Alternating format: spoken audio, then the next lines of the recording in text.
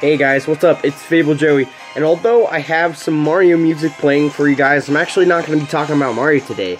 I haven't done this before, but I'm actually going to be doing a movie review right here. I didn't actually think I was going to do a movie review, but I saw this movie and I just need to get my thoughts about this movie out there. So, although Mario music is playing, we're going to change it up, so I'm just telling you guys we're about to go into a movie review, and you're about to see what that is. Well guys, I'm back, and I'm about to tell you about a movie that I saw last night. The movie is called A Silent Voice, and it is directed by Naoko Yamada. I actually didn't think I was going to see this movie at first. I saw a review from Chris Stuckman, and he really liked it, so I was like, that's interesting. Plus, he mentioned a lot about Your Name, and Your Name is one of my favorite movies of all time, and it's beautiful. If you haven't seen it, it's wonderful. But guys, I'm so glad I just got out of my house and saw this movie. Like, I saw it alone. I felt like I needed to see it, and I'm actually super glad I did. So, A Silent Voice. It's about this kid. He's kind of a bully. He's popular in his school, but then he meets this girl. This girl comes into his class, and she's deaf.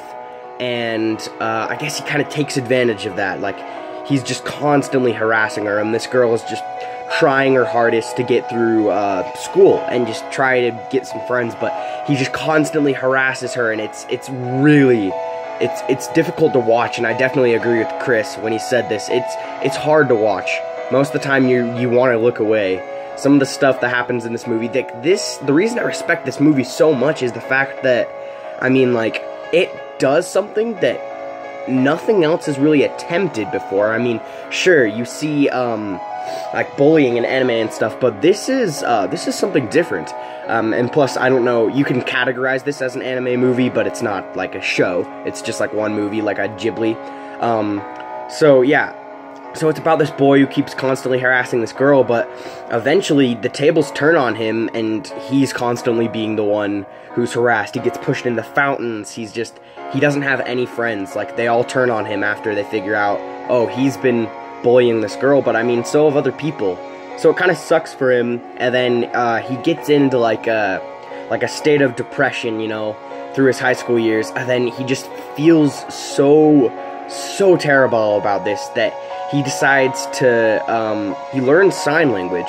So he takes a sign language class so he can go apologize to this girl that he just kept harassing.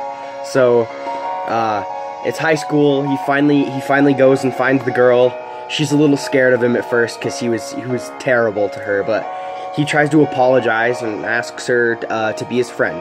And it takes a little bit, but you definitely see a strong bond grow between them. So that's a little bit of the story. I'm not going to go into spoiler territory, so I'll get into the aspects that I liked about the movie. Guys, the animation in this it's fantastic. I mean, it's nowhere as good as Your Name, because Your Name's animation was just amazing. Like, this is close. This is close to Your Name's animation, but it was still really beautiful. Also, music in this, it's also on par with Your Name. As movies, I will talk about how they're on par with each other towards the end, but I think the thing that brings this movie so high on my list of movies, just in general, is because the cast. All the characters, there's someone to root for. You wouldn't think you'd be able to root for this kid, seeing all the terrible stuff that he did to this girl. Like, he traumatized her. Like, he used to take out her hearing aids and, like, throw them around the classroom and stuff.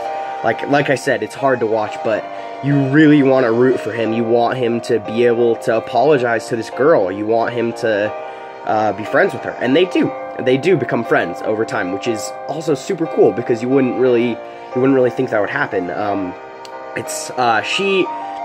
deaf girl in this movie, she's the star of this show. Like, I saw it subbed, so the voice actor for her is just absolutely spectacular. So it's so hard to watch, but it's so good, and we're gonna move into the next section of my movie review right now. Alright, so let's get back to the characters. Sorry, I had to change the music up a little bit. So now we're going to talk kind of deep about the characters. So, Shoko is the girl, I just had to remember it for a sec. She's the deaf girl. And her voice actor, you don't really get to hear her voice that much. And when you do, it's like kind of stumbled because you're not able to talk well if you're deaf. So, it's like, so most of the time she's doing sign language, and there's some of the coolest shots in this movie. Like, she knows how to do her sign language, like, so fluently, and just seeing all the hand motions, like, they actually use, like, real sign language, so if you know sign language, you might be able to tell what they're saying, because they don't have the subtitles, like, if she ever says something in sign language, then the other person will, like, explain it to the audience, like, obviously, they're not, like, breaking the fourth wall, but they'll, like, respond to it, like, if she does something in sign language, they'll be like, oh, and then they'll, like, talk about it, so then you know what she's saying all the time.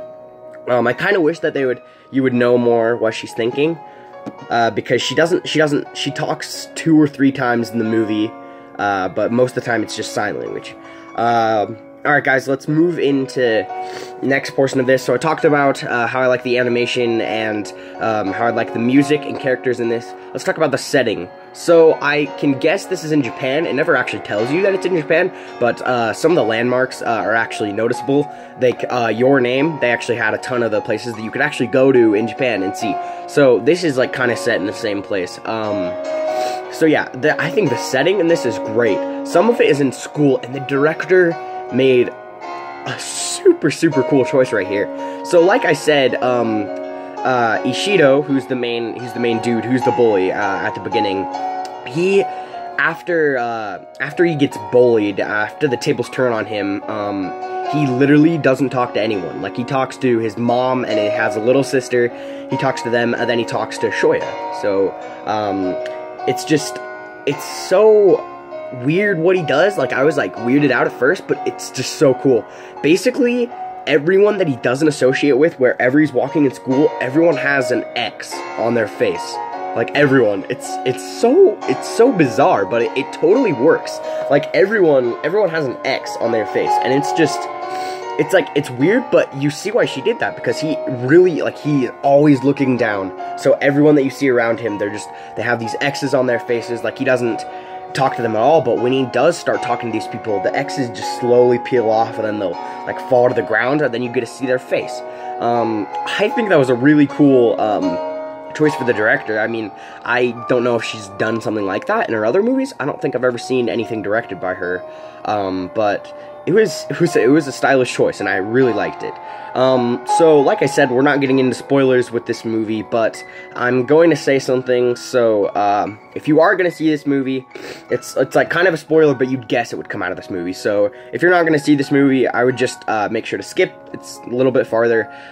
This is kind of big, but so we have this boy, Ishido, and after he realizes, like I said, and he ends up like really caring for the people around him. He starts caring for his friends because he had tried to kill himself, which they don't usually do in anime. It was a strong choice. So he stops. His mom talks him out of being like suicidal, like he is. And it's powerful because he just starts seeing the world in a totally different way, and he just starts being nicer and happier around these people, because this girl, she just thinks that she ruins everything, and when she's there, that things just get ruined, but he's trying to persuade her. It's like, it's not your fault, you know, and you really do see the girl struggle in this movie. She doesn't, like, fit in with a lot of the people. It's so hard to watch, guys, but I think once you get through, you notice how pretty this movie is. The ending, although I wish we would have been able to see more with the two, I feel like it was great for what it needed to be. So, I guess you could say that the ending is something that you don't see a ton. It doesn't really have, like, a total resolution, but you can kind of figure it out by yourself. And some people are talking about how the third act was, like, totally rushed. I think the third act is really amazing, and the director does it from a weird point of view. It's really weird. Like, it gets crazy. Like, towards the end of the movie, a ton of stuff happens where you're just like, you kind of had to, like, figure out what's going wrong. Right now, I'm just going to show you guys something kind of cool. So these are the two main characters. So, that is the deaf girl, and there's the bully. So these guys, like you can see, that's just a picture. It's really coolly animated, though.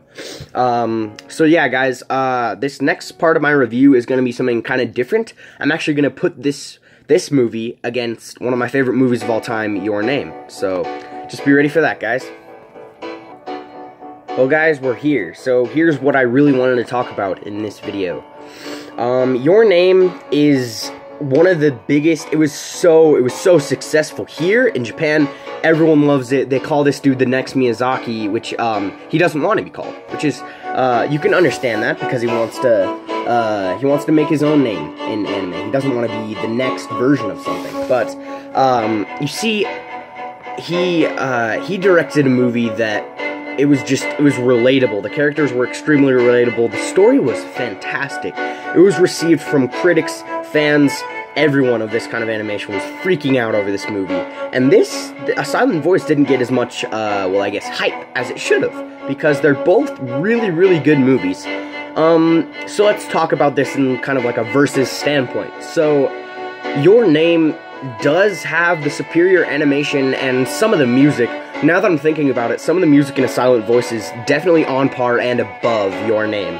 Especially the opening, because they play some 60s rock from the US, which is really, really funny. But anyway, I feel like Your Name has something a little bit that A Silent Voice doesn't. A Silent Voice, there's a couple things that are funny, but most of it is like serious. The main characters, some of them are pretty funny. The bully, when he's not bullying later, he's kind of funny, but his friends, they're just hilarious. He has some really, really funny friends. And like I said, the supporting cast is amazing. But in Your Name, like, it's hilarious. Your Name is more funny than A Silent Voice.